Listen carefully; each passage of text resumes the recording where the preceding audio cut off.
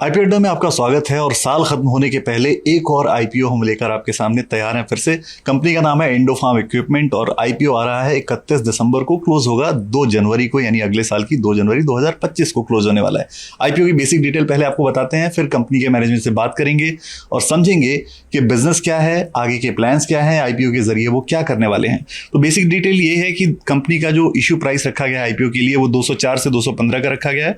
जो fresh issue है वो 184 करोड़ का है और जो ओएफएस है वो 75 करोड़ का है। कुल आईपीओ का जो ओएफएस टोटल साइज है वो 260 करोड़ के आसपास का बनता है। अब कंपनी करती क्या है? Company basically farm equipment manufacturing में है, जिसमें ट्रैक्टर्स हैं, पिक एंड कैरी क्रेन्स हैं, उसके अलावा हार्वेस्टर्स, टिलर्स, ये सारी चीजें कंपनी बनाती है। आगे प्लान क्या है, ग्रोथ कैसे आएगी, ये सारी चीजें समझते हैं। कंपनी के मैनेजर मेरे साथ हैं मिस्टर आर एस खडवालिया जो चेयरमैन एंड मैनेजिंग डायरेक्टर हैं कंपनी के, और अंशुल खडवालिया जो ज्वाइंट मैनेजिंग डायरेक्टर हैं कंपनी के। आप दोनों का बहुत स्वागत है एनडीटीवी प्रॉफिट हिंदी पर। और मिस्टर खडवालिया, मैं पहला सवाल आपसे पूछना चाहता हूँ कि कंपनी का सफर अब तक कैसा रहा, क्योंकि 1994 में आपने शुरुआत की, कैसे शुरुआत की, कैसे ये ग्रोथ की जर्नी रही और आज आप लिस्टिंग के लिए जा रहे हैं? Thank you Vikas, thank you, very good morning to you.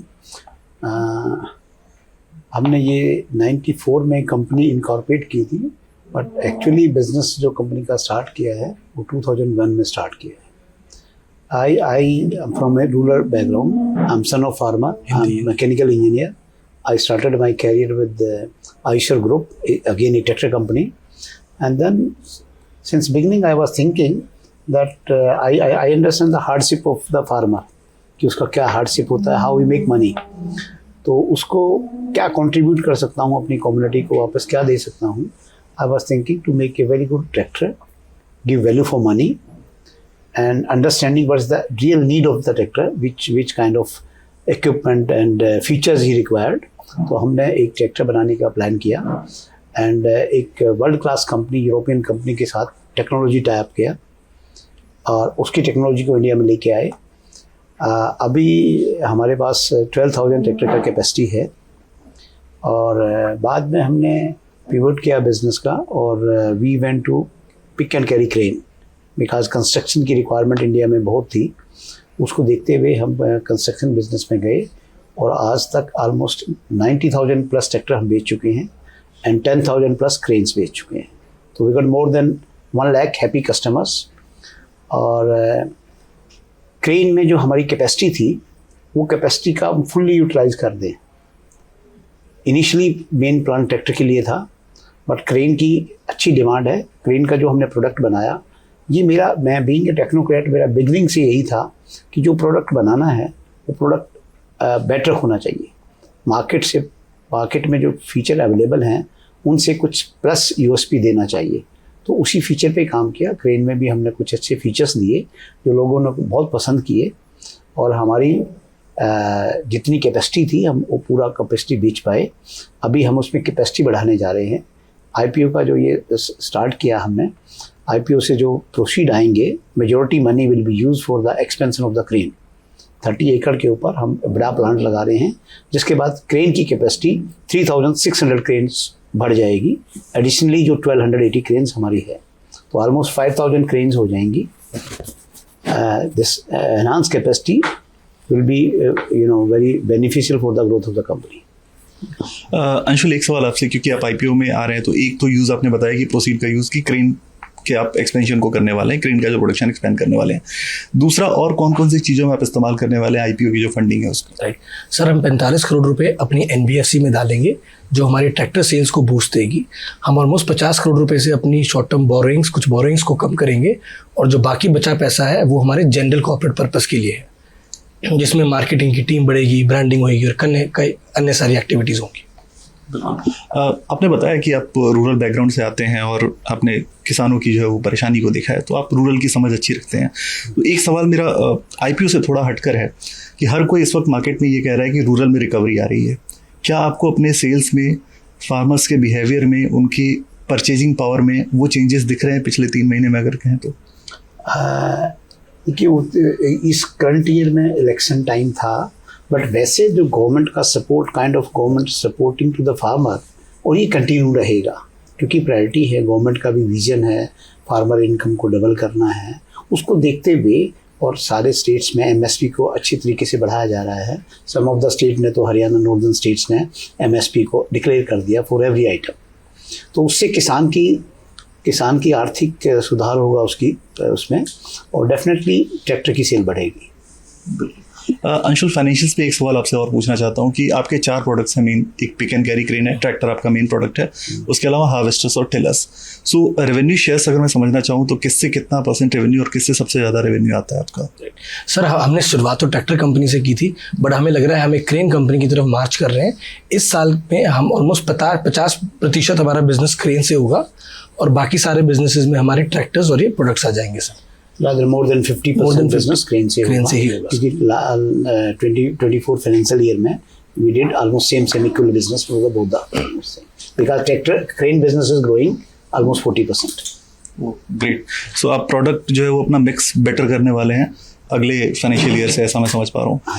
क्या इन 4 प्रोडक्ट्स के अलावा आप किसी और सेगमेंट में भी उतरने का प्लान कर रहे हैं? जैसे क्रेन्स में आप आए ट्रैक्टर के बाद, क्या कोई और भी प्लान है ऐसा? अभी देखिए, ये जो प्रोडक्ट है हमारे पास, इससे हम बहुत स्केलेबिलिटी कर सकते हैं।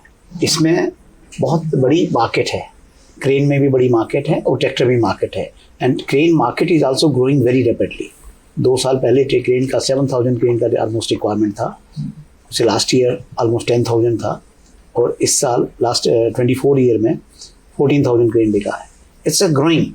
जैसे बैको लोडर का डिमांड है, अराउंड 60,000 बैको लोडर बिकते हैं, ऐसे क्रेन की डिमांड भी रैपिडली बढ़ने वाली है। बिकॉज सारा का सारा क्रेन का जो मल्टी यूजेस है, इंफ्रा में इसकी रिक्वायरमेंट है, इंडस्ट्रीज में इसकी रिक्वायरमेंट है, रिपेयर में इसकी रिक्वायरमेंट है। This machine is replacing man power, and man power is getting expensive.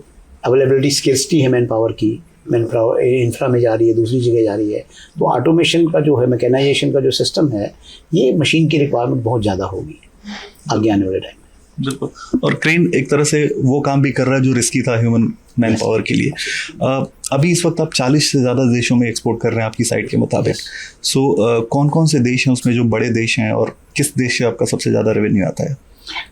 ये जो कंट्री हैं, अफ्रीकन कंट्रीज़ हैं ज़्यादा, सार्क कंट्रीज़ हैं, कुछ साउथ ईस्ट एशिया के भी कंट्री थे, और लैटिन अमेरिका में भी हम गए हैं।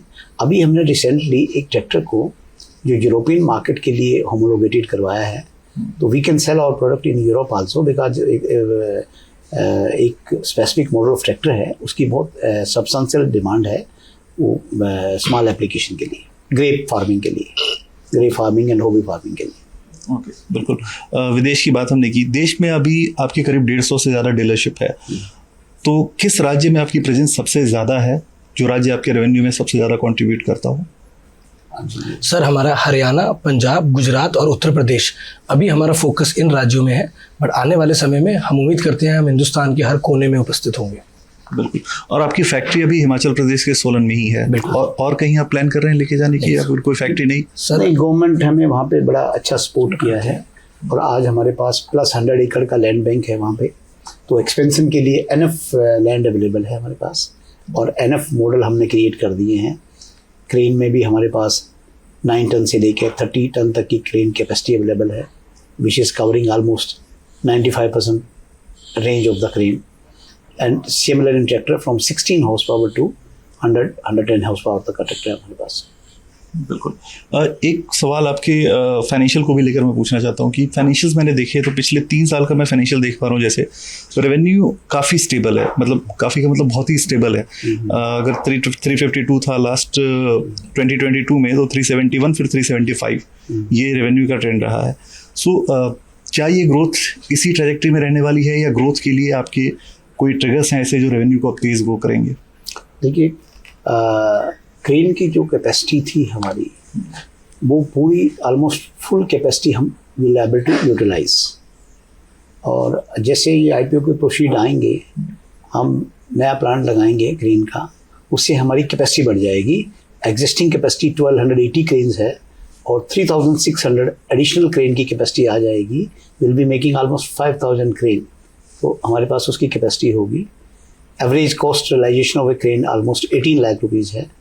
तो यू कैन इमेजिन कि substantial scope is there for the growth, and at the same time the tractor also if we'll invest the money in this NBFC finance owned captive finance company, which is 100% subsidiary of Indofarm, तो tractor का business भी हम grow करेंगे, because the retail financing tractor के अंदर एक issue रहता है that will be able to address once after this IPO procedure. बिल्कुल। सो कंपनी का ये कहना है कि रेवेन्यू अभी स्टेबल है, लेकिन ग्रोथ के लिए ट्रिगर बहुत इजी उनको दिख रहा है ये कि क्रेन को वो बढ़ाने वाले, क्रेन का बिजनेस बढ़ाने वाला है, जिससे रेवेन्यू में भी तेज उछाल आएगा। एक सवाल आखिरी सर आपके एनबीएफसी आर्म्स की तरफ। सो बरोटा फाइनेंस को आप लेकर आ रहे हैं, उसको लेकर क्या विजन है, क्या प्लान है, और वो कितना कंट्रीब्यूट करेगा आपके बिजनेस में? Initially the purpose of starting this NBFC captive finance company for the giving growth to Indofarm tractor business, and इससे जैसे अचीव होता है तो वो हमने भी है kept a very professional team there, and our team is capable to grow this business much bigger and independently also maybe in future. But this support I think the Baroda Finance will become self-sufficient. They can create own revenue, they can create own system. Okay, cool. Thank you so much mister Khadwalia और mister Anshul, आपका आज IPO पे बात करने के लिए और company की डिटेल्स को बहुत बेहतरीन तरीके से बताने के लिए। दर्शकों, आपके लिए मैं बेसिक डिटेल आईपीओ की एक बार फिर से रिपीट कर दूं, सो दैट आप आईपीओ अगर अप्लाई करना चाहते हैं तो आपके लिए आसानी हो। आईपीओ खुल रहा है 31 दिसंबर को और क्लोज होगा 2 जनवरी 2025 को।